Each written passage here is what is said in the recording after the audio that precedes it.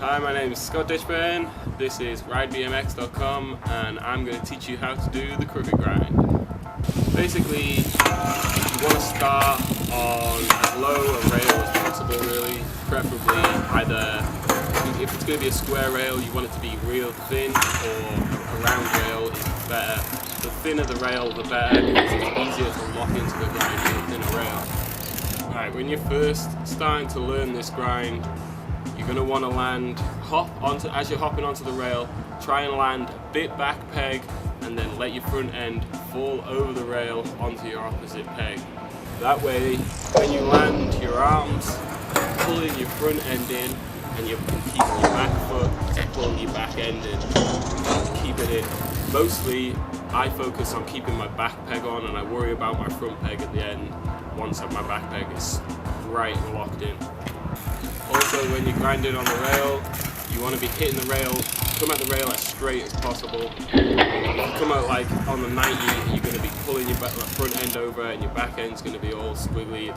Your back peg will drop off if you come at 90. So you want to be either parallel with the rail or hop on straight, like over into it on the rail. When you're landing in the crooked grind and you're grinding along, the way you want to put your body so that you balance is leaning all your body weight over the back. Like I grind on the right, so I want to lean all my body weight over my back wheel and to the right, so that keeps this leg pulling my back peg in. And as well, because I'm leaning back, my arms are straight, which means I'm pulling back, which keeps my front end in.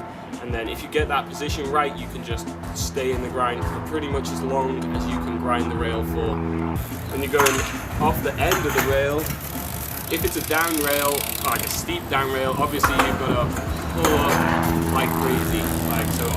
Once again, all focus back peg, because your front peg is going to stay. If your back peg on crooked grinds, if your back peg is where you want it to be, your front peg will stay on. So once again, focus everything on your back peg just to pull up out of the grind. Be as light on your front end as pretty much as possible. It's not too hard to pull up that front end, but it's really hard to keep the back peg off. Sometimes you can't get to the end of the rail. You might have to pull out of the rail. The way I do this is I focus everything on keeping my back peg on the rail, because that, if you pull over and your back peg comes off, you're going to loop out, you might land on your back on the rail, hit your tailbone. That is not what you want to do, is it? So focus all your weight on the back peg. Once again, because your arms are pulling, just pull up, pull over, but focus everything on that back peg, because guarantee the first time you try this, your back peg is going to fall off. So try it on a low rail as well. Sweet.